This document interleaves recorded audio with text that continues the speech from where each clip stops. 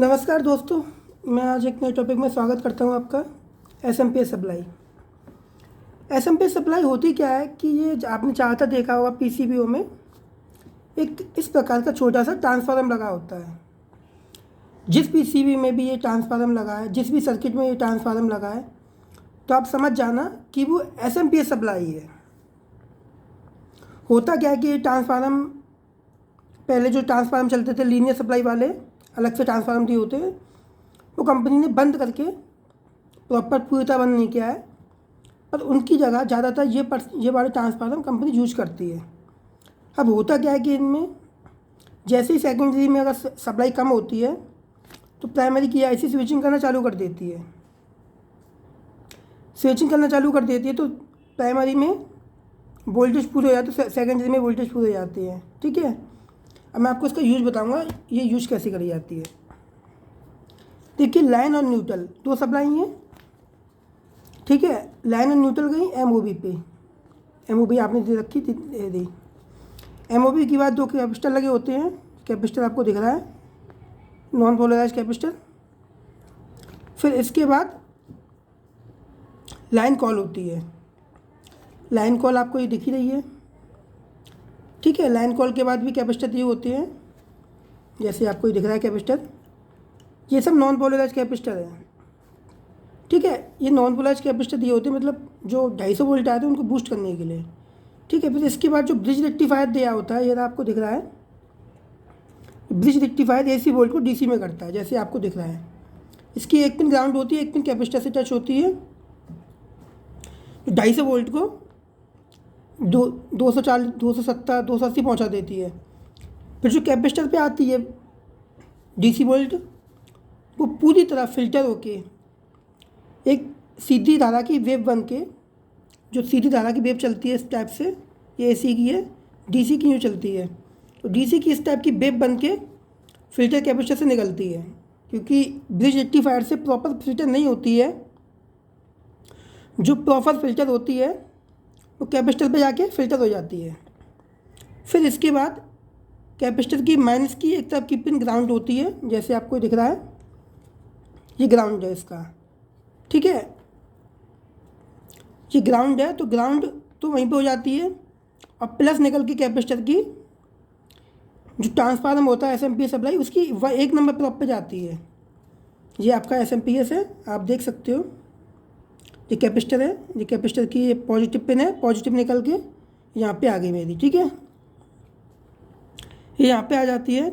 और सेकेंडरी की तरफ से निकल के, मतलब नीचे वाली से निकल के L1, L2 से निकल के ये स्विचिंग ऐसी होती है।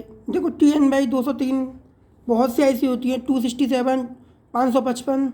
आपके पास जो भी ऐसी लगी हो, जो भी नंबर डाल सकते हो, एनीबडी, कोई बात समस्या नहीं होती है। जो पिन होती है इस आईसी की, एक तरफ की पिन तो चारों ग्राउंड होती है, जो 3 नंबर पिन होती है, बीच में कट होता है, 1 नंबर, 2 नंबर, 3 नंबर। तो 3 नंबर पिन होती है, जो ड्रेन होती है, ये ड्रेन पिन होती है। इस ड्रेन पे जो एसएमपीएस सप्लाई का ट्रांसफार्मर होता है, यहाँ से निकल के, यहाँ से तो प्लस आती है, यहाँ से प्लस निकल के ड्रेन पे जाती है, और इधर से इसको ग्राउंड मिलता है। तो ये स्विचिंग करती है आईसी, जैसे आपको ये दिख रही है आईसी। ये आईसी देखो, इधर से ग्राउंड है इसके साथ, इधर से ड्रेन पे आई है एक पिन, और इधर से स्विचिंग करेगी। ठीक है, अब ये स्विचिंग करती है, तो सेकेंडरी में जितने वोल्टेज चाहिए होते हैं उतने वोल्टेज बनाती है ये। यहाँ से सेकेंडरी को आउटपुट को वोल्टेज निकलते हैं। एक तरफ का सेकेंडरी ग्राउंड होता है, एक तरफ जो डायोड लगा होता है, ये सेकेंडरी में एक डायोड देखा होगा आपने, डायोड लगा होता है, ये स्कॉटकी डायोड होता है। ये हाई फ्रिक्वेंसी पे काम करता है। अब यहाँ से वोल्टेज निकलते हैं, यहाँ से वोल्टेज निकल के ऑक्टो कपलर की 1 नंबर पिन पे आते हैं, और जहाँ भी सप्लाई बोर्ड में जैसे 5 लगी होती है, जैसे 7805, ये 5 है, जैसे आपने देख रहा है बोर्ड में 5 है,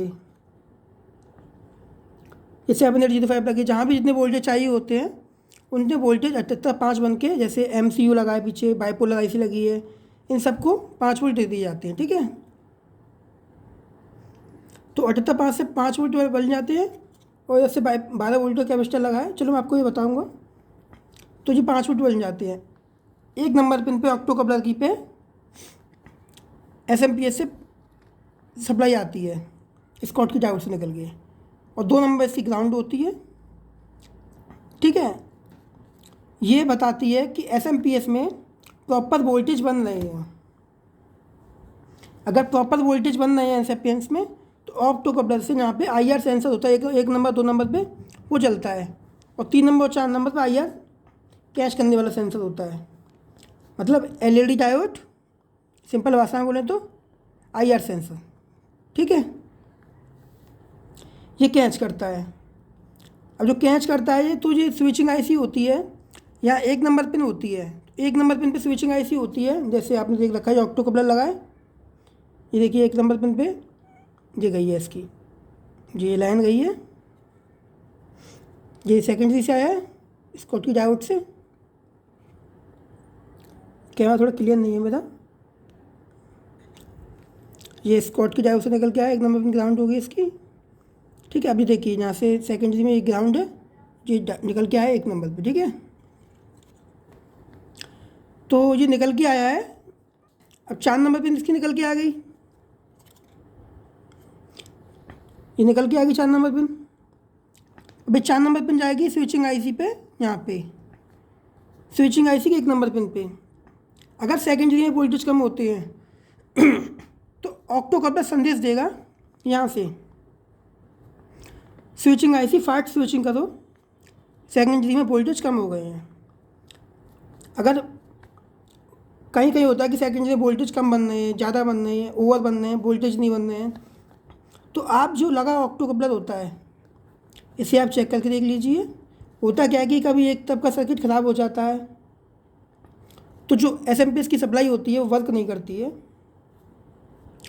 एक नंबर पिन पे ऑक्टो कपलर सिग्नल देता है, और जैसे स्कॉट की डायोड की 1 नंबर पिन आती है।